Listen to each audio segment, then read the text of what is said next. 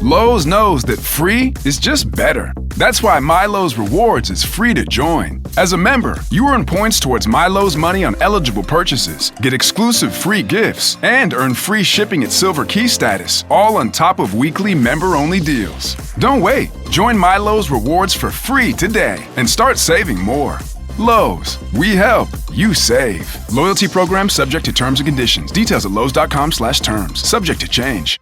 Hey, it's Bobby Bones with some exciting news. Open booking is here for the Top Shelf Country Cruise, setting sail February 2026 aboard the luxurious Celebrity Reflection. Spots are filling up fast, so book your stateroom today or sign up to become a lineup insider to receive the final lineup 48 hours prior to the public. Don't miss your chance to make February 2026 unforgettable. Visit TopShelfCountryCruise.com. That's TopShelfCountryCruise.com.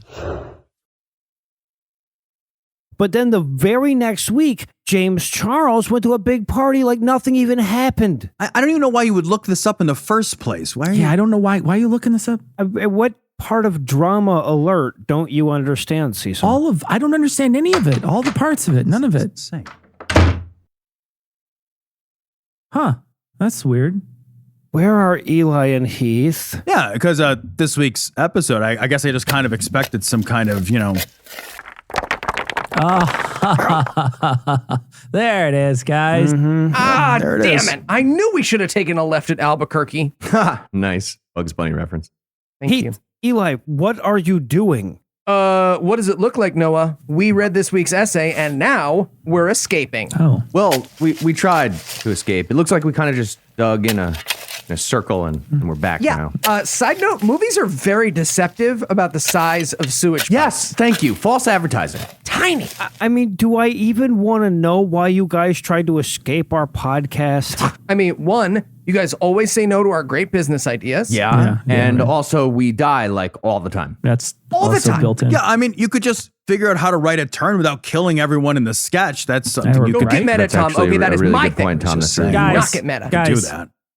This week's essay is about prison escapes. You both tell jokes about a thing someone else writes for money. That's not really the same thing at all.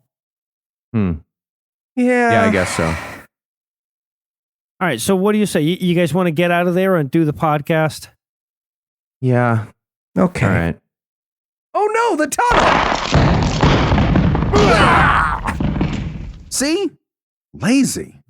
I guess you could say they just saw their plans collapse. Much better. Much better.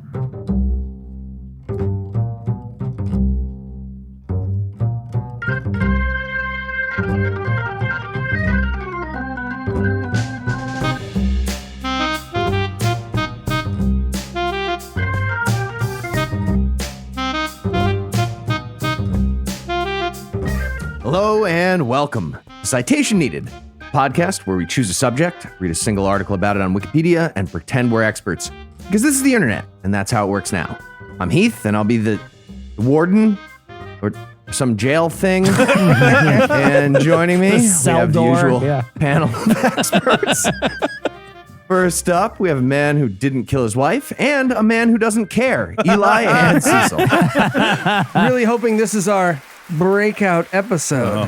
Yeah. If Eli's trying to jump out of the way of a train, I've got a lot of money on that train. A lot of money.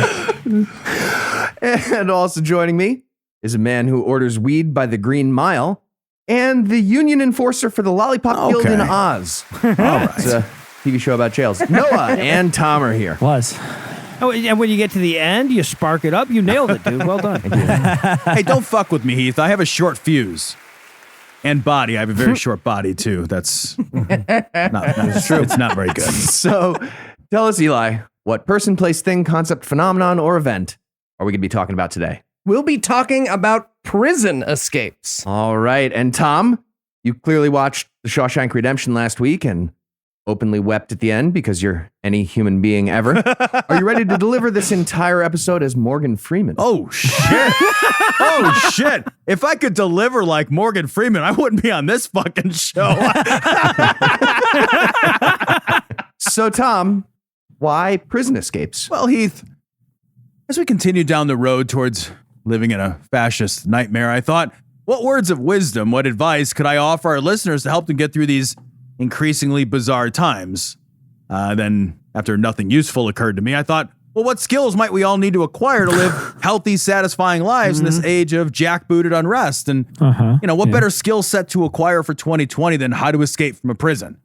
Because if there was ever a year that begged the question, which is better, this or crawling through a mile-long tunnel of shit, it's clearly 2020. Yeah.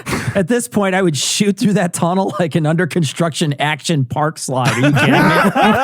Fuck out of here. If you could get out of this fucking year just by going through a tunnel of shit, yeah, that just sounds like free shit to me at this point. Wow. Exactly. If shitting and Bonus vomiting shit. at the same time was a year, it would be 2020. Absolutely. All right, well, this story doesn't actually involve a tunnel of shit, but it's not that far off of Shawshank in the broad strokes. The escapees for the first story were two guys named David Sweat and Richard Matt. They were both convicted murderers being held at Clinton Correctional. That's an upstate New York maximum security prison. You may want to recalibrate what maximum security means, though, when you hear this shit. First, both Matt and David were in the honor block of the prison. Which I think Not a means, great idea. No. Sounds like a bad idea. Yeah, no. It didn't mean they had great grades at prisoning. I think it means they had to sign a pledge to totally promise never to escape. No official word on the involvement of any pinkies in that promise. So when you're on the honor block at Clinton, there was less overall security. Inmates had more privileges. And in this particular case, that also meant that the guards, I guess, help you to escape. Hey, Frank, does the obstacle course we built for the fun run lead outside of the jail? We're going to get in trouble. We're going to get in trouble. All right, so before I tell you about the escape itself, I've got to tell you a little bit about these two guys, because again, these are the guys that were on the honor block at Clinton. And evidently they were really fucking good also at making friends. Let's talk about David Sweat first. David Sweat was convicted of shooting a cop 22 times, then backing over that same guy several times with his car. Jesus. Then getting out of the car and finally shooting that guy in the face. He finally gets out. The cop's just laying there dying. Cop's like, all right, well, I hate to be that guy, but I'm going to need your insurance. It's so crazy. This is so backwards. This is normally the cop who does all this stuff. I know. to the It's guy. almost like I don't understand that. Exactly. 22 is actually kind of low, you got to admit. Yeah, right. Exactly. Like that guy got off easy. You know. All right, and I do rather say I recognize that we have a deeply flawed and imperfect justice system, Understatement. but right? Yeah. But remember that in the prison, everyone is operating on the assumption that this guy just did what I described. And between the pair of escapees, David Sweat is the sweetheart of the two. Richard Matt was convicted of kidnapping his boss, throwing him in the trunk of his car, Still then okay. driving from New York to Ohio and back, Still stopping okay. every once in a while to periodically open up the trunk and just beat the shit out of his boss in the trunk. Jesus Christ. Okay. Now That would have you- made my drive between New York and Ohio a little more fun. Like, I'll admit, like, Stop kicking the sounds fucking better than mine. seats back there. Eventually, he stopped and broke his boss's neck with his bare hands, dismembered Jesus. the body, and threw that into a river. All right, you know what? I've had those bosses and those days. I'm sympathetic. I am totally. I shouldn't be. Okay, fine. Fine. You can switch your shift with Karen, but the no weekends rule still holds. That's still important. And also for Richard Matt, he has a history of escaping from places, plural. He escaped from a group home when he was 13. When he was at Erie County Correctional, he climbed a fence and escaped for 9 days. And he also escaped from a Mexican prison in 2007, where he was also being held for a murder that he committed while in Mexico. Yeah, but was it a Mexican friendship, cross your heart and hope to die prison? I just want to know if I need to be impressed by this or not, you know? I was already having trouble being sympathetic with the boss, but now, like, that was on his resume too, right? Like, he knew that. All right, well, I can see you're a self-starter and a problem solver, but you also seem like the type that might throw me in a trunk and take me on an interstate murdering me tour. So, you know, fuck it. Let's roll the dice. Let's roll the dice on this. Okay, so these were the guys that were on the honor block. And they must have been really fucking charismatic as well, because they befriended one of the guards, a guy named Gene Palmer. Now, naturally, then Gene Palmer also allowed the pair access to restricted areas of the prison and also a whole bunch of tools. And the pair also became close with Joyce Mitchell. She was the civilian supervisor at the tailor shop where the pair worked. And like really good friends with Joyce, I guess, because Joyce also hooked the pair up with even more tools, including saw blades and chisels. I Nice. don't know if she baked them in a series of cakes. That can't be, I wouldn't doubt it. Cake. And she also agreed to be their getaway driver for their escape, although she bailed on the last piece at the last minute. Yeah, one could say that the tailor hemmed and hawed. I'll see myself out. I'll just show myself please, right thank out. you. I'm That's sorry. for the best. I'm sorry. All right, so I've got to tell you a little bit about some of the security features, again, at the maximum security prison at Clinton. Tell me if anything strikes you as a flaw in the system. The whole system of justice, or is that too broad, Tom? Should I stop there? Or? All right, I don't know if we have that kind of time. Okay, It's about a all half right. hour The show. honor Cecil, code trying at the prison, giving out saw blades and chisels. I don't know. So Is that a saw blade shaped cake? You can just put it in a regular shape. Whatever. So at night, nobody staffed the watchtowers, probably because the inmates just all agreed, we'll keep an eye on each other. Right, We got yeah. this. Also, bed checks, which were supposed to happen regularly throughout the night, they happened less frequently, in that often they just didn't happen at all. And the bed checks that did happen, they weren't what could be described as thorough when they did, because to fool the guards for bed check, Matt and David literally did that thing you do when you snuck out of your house in high school. They just stuffed some fucking blankets under the covers to look Jesus. like roughly human shape. Oh, All right, and then if we drive the getaway car in reverse, also like Ferris Bueller, no one's ever going to know we're gone or use the car.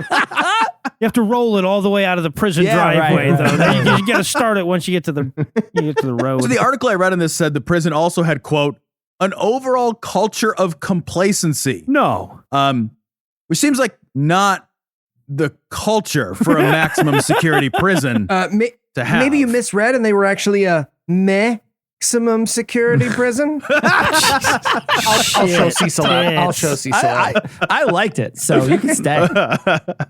All right, so the stage is then set for the escape. Well, fuck yeah. They just ask Stan if they can run out for a pack of smokes.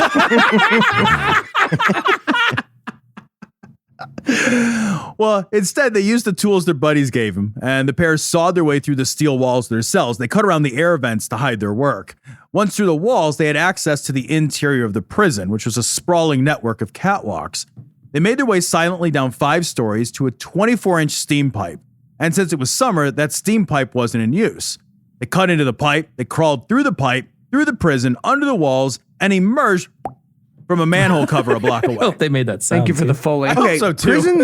Prisons need to build fake pipes that bring you back into a Right. different cell Yes. and just move them around all the Obviously. time. And there actually be turtles that patrol them. You have to jump on their head to shoot them back and forth. That's how it should work.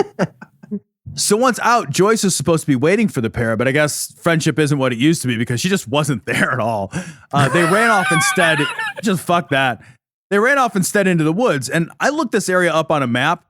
There is a lot of woods up in Clinton, New York. It's pretty much just all woods, in fact, which is why the manhunt, when they were discovered missing, took weeks. For the first 3 weeks, they traveled together. They were living in and looting hunting cabins, sleeping in deer and duck blinds as they moved. After 3 weeks, though, the honeymoon period had kind of ended, and the pair split up because, and I love this, Matt's drinking had become too excessive. Matt, this is the 3rd distillery we had to stop and build. Yeah, I think right. you have a problem. You have a problem. We need an intervention here. Dude, I'm not doing any more body shots. It's just you and me. It's weird. I told you that before. I love too that he's like, I'm willing to accept that you're a murderer, but like the drinking, I'm drawing a line. I got principles. So federal agents caught up with Matt first, who had acquired a shotgun that he was reluctant to put down. He was shot and killed for that by federal agents. Authorities caught up with David not long after, and they shot him in the back when he ran away because America. Should have had a shotgun, yeah. Yeah, right. Then he gets shot in the face by the Dick Cheney. David survived the attempted murder and was remanded back into custody. No word on whether he retained his honor privileges.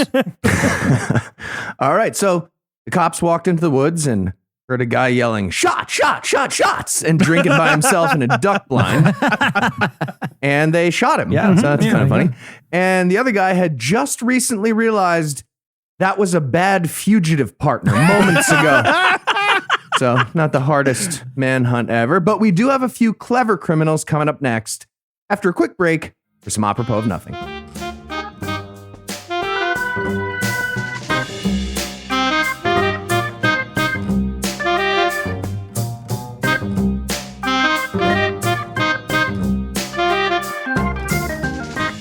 Well, Warden, we have an overcrowding problem on our hands. Huh, we do?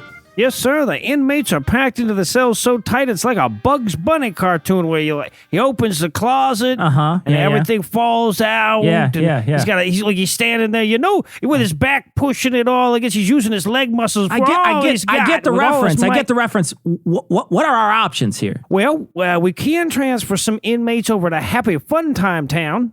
Oh, well, what's that?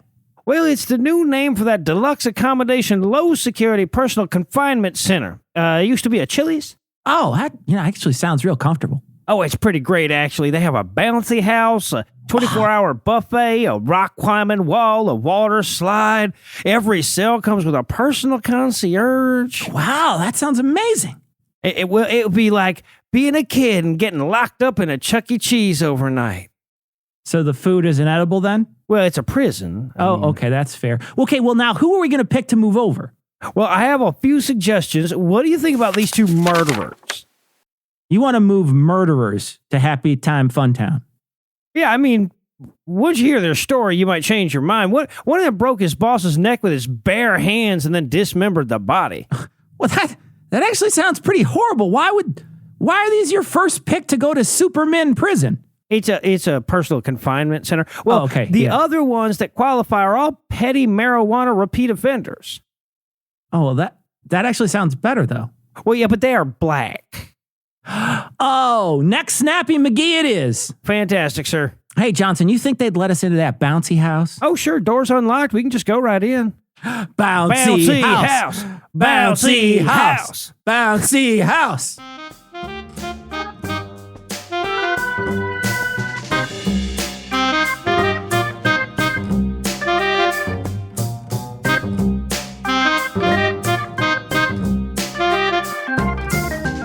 And we're back.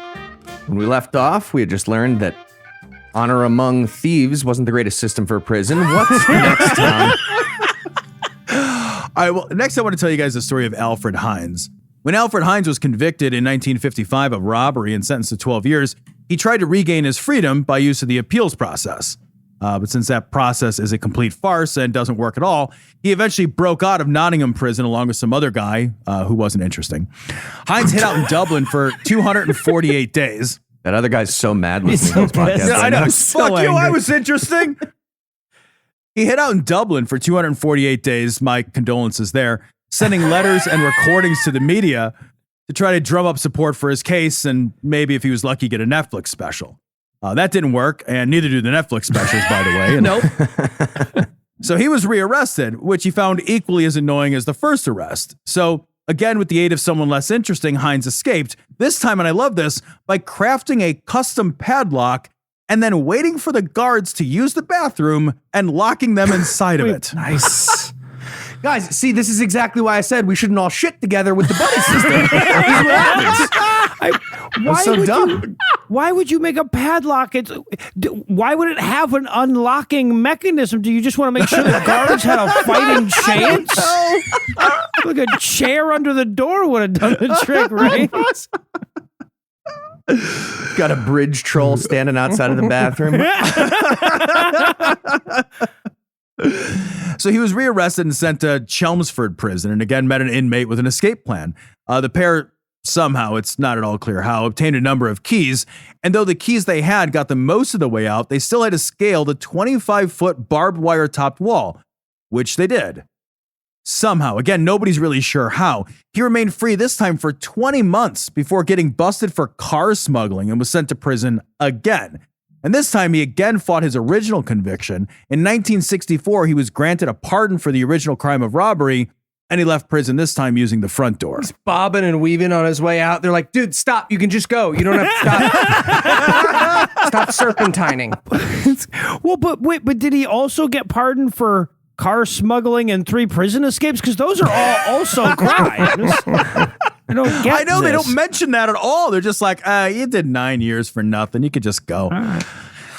So this next story is that of Mark DeFriest, and it's kind of tragic actually because the poor guy never should have been in jail to start with. His story is when his father died, his father left his mechanics tools to his son. But then when Mark came to collect them, his stepmother called the cops because the will wasn't yet finalized, and also she was a huge bitch. So Mark ran, and the cops fucking hate that, and he also had a gun on him, so he got sentenced to 4 years in prison for basically just trying to get his own stuff and being uncooperative about getting shit for it. This conviction didn't sit well with Mark, so naturally, he attempted to escape. 13 times. The government asking if you want them to give you something to cry about, and then no matter what you answer, they give it to you anyway. Yeah, It's right. very nice. Like as soon as I answer, you're gonna. Yep. Okay.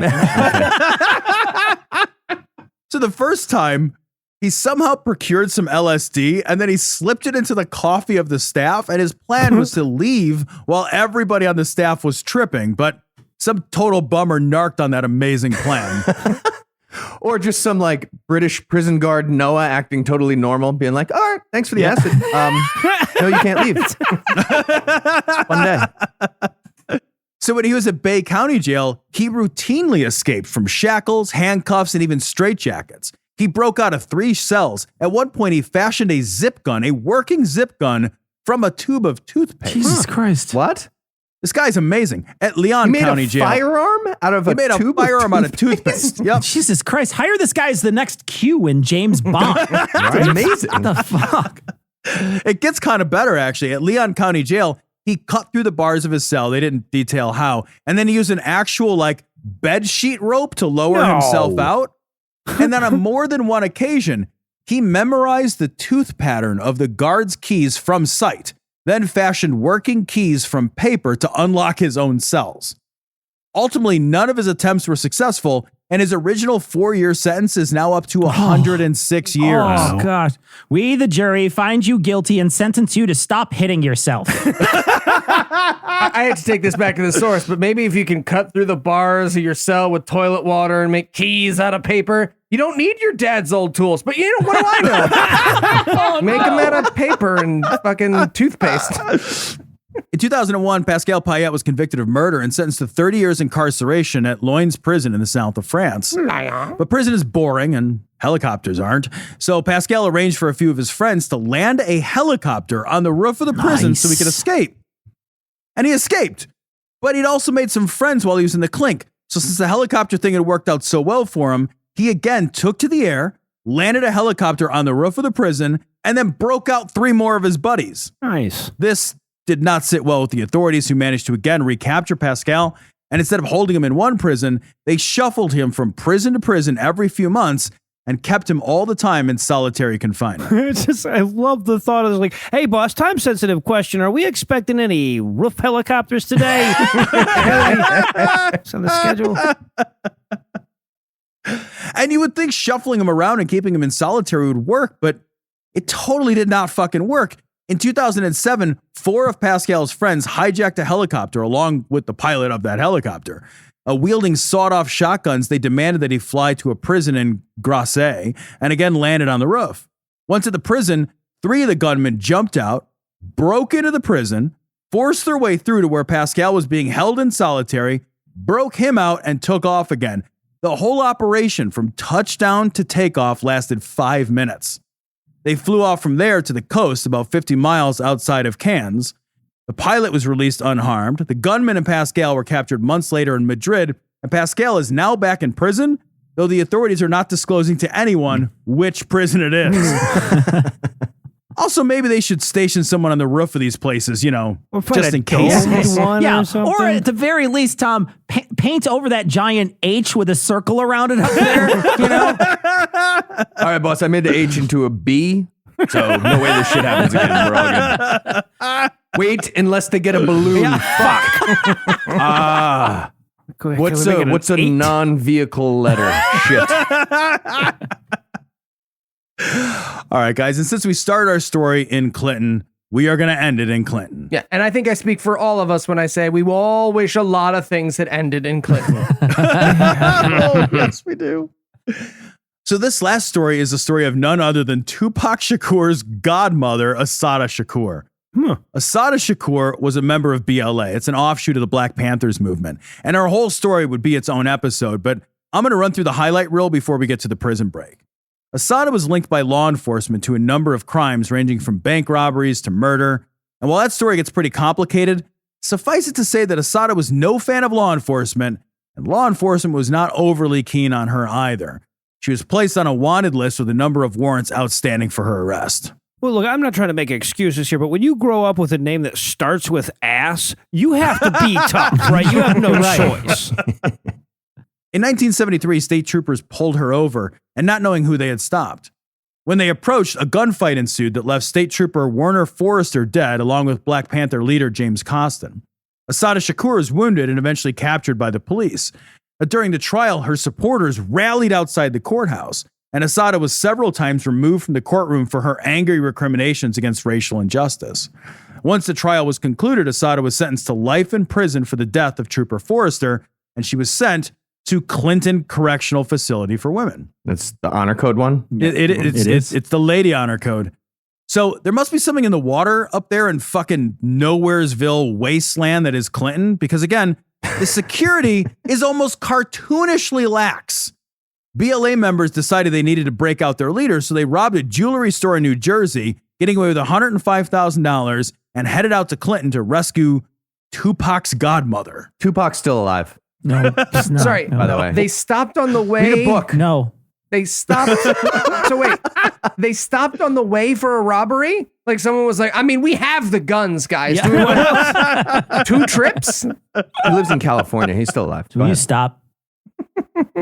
Show me the body, Cecil. Jesus Christ. So once they arrived, they realized that nobody checked the ID of the visitors. What? So you could just tell them any old name and they would write it down like in the guest book or whatever, as if nobody at a prison had heard of the idea of lying. There was a metal detector, but it wasn't used or even turned on, which meant you could walk up to the desk, sign yourself in with a bullshit name, then waltz in armed like Neo come to get Morpheus, which is pretty much what Assata's friends would end up doing. Yeah, well, admittedly, federal agents aren't familiar with identifying themselves, so it's only natural they'd screw that up. So The next day they have APBs out for IP Freely and Dick Hurts or something. Yeah. So on November 2nd, 1979, 3 of Assata's friends arrived, very heavily armed, and they commandeered a prison van. Then they walked up to the guard at the front desk and they just held a stick of dynamite against the window and suggested that they be let inside. Just no, man. against Do the you window. like apples? There you go. Then they just walked up and just took Assata right outside of the van. They drove to a nearby school. Assata got in the trunk of one car. They drove for a while. They switched cars again until they got her out to a safe house. She's just driving around being like, guys, nobody knows about the first car. Why are we doing the 3-card Monty right now? Just fucking drive me to the safe house in the first car.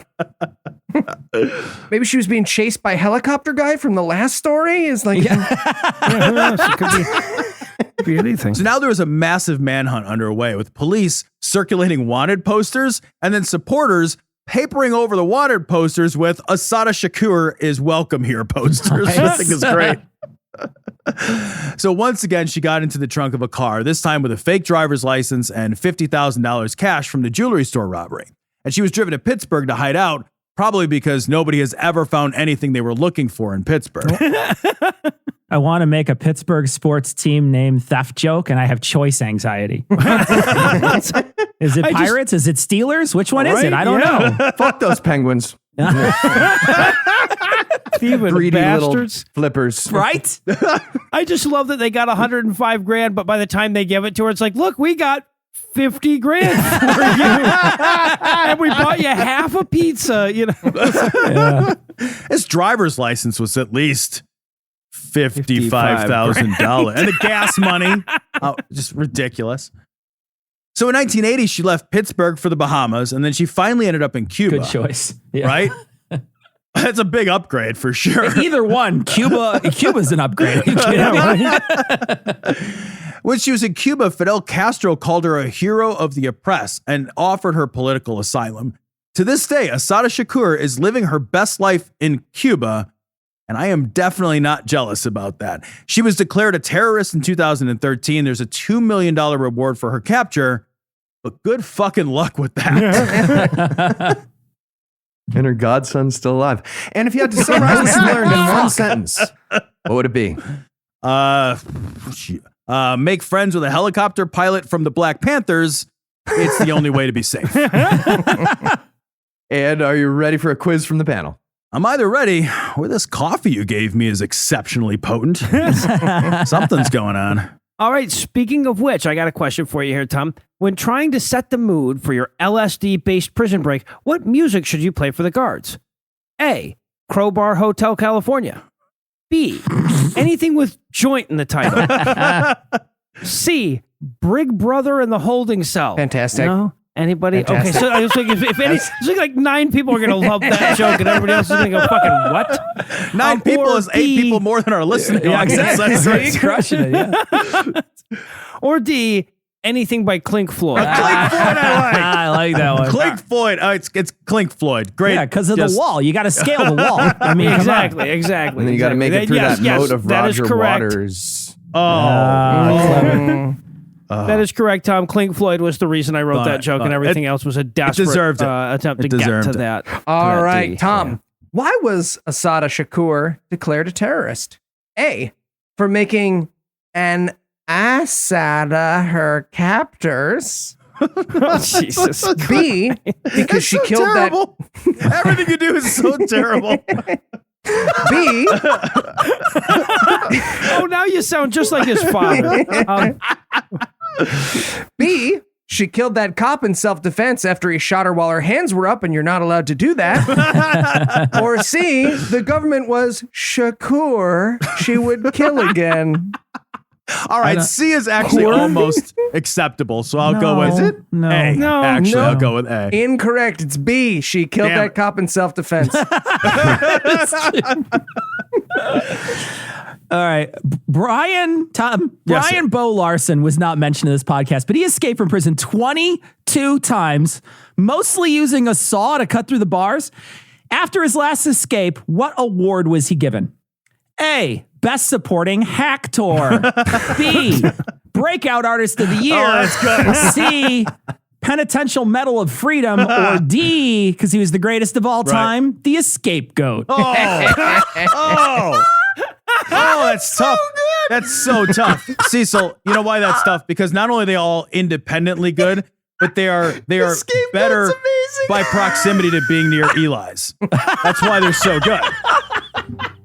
So I'm going to go with E. All of those are amazing. Scapegoat is goddamn amazing. I'm sorry. It was Breakout Artist of the Year. You're wrong. I'm always 'cause you wrong. have to be according to the rules. system. Nicely done, Cecil. You stumped him. You're the winner. Oh, excellent. Well, I'm going to choose Noah, and I hope he chooses something very spooky for next week. Ooh. I'll see what I All can right. do.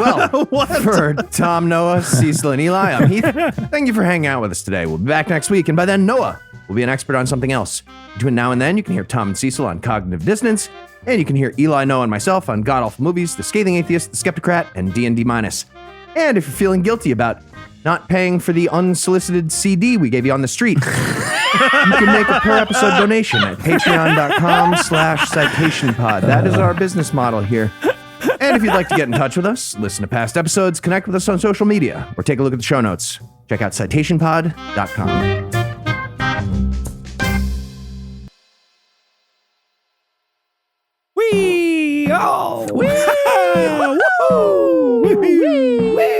All right, guys, I gotta hit the road.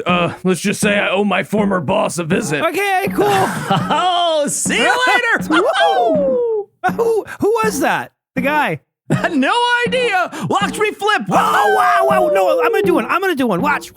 Oh, Heath, where's your dying Heath, noise? die. Come on, that's the lamest dying noise I've ever heard. I made a great dying noise. You did, but Heath just went. Like, That's not- take it one more time. I'm Can we not take it one more buying time? it. Eli? Let's Lazy. do it together on 3. All right. yeah. Don't die lazy. Don't die Cecil, will you lazy. give us a 3 count? We're going to go on 4. Okay, yeah. Okay. 1, 2, 3. Perfect. This message comes from Greenlight. Ready to start talking to your kids about financial literacy? Meet Greenlight, the debit card and money app that teaches kids and teens how to earn, save, spend wisely, and invest with your guardrails in place. With Greenlight, you can send money to kids quickly, set up chores, automate allowance, and keep an eye on your kids' spending with real-time notifications. Join millions of parents and kids building healthy financial habits together on Greenlight. Get started risk-free at greenlight.com/get-started. That's GREENLIGHT.com/get started.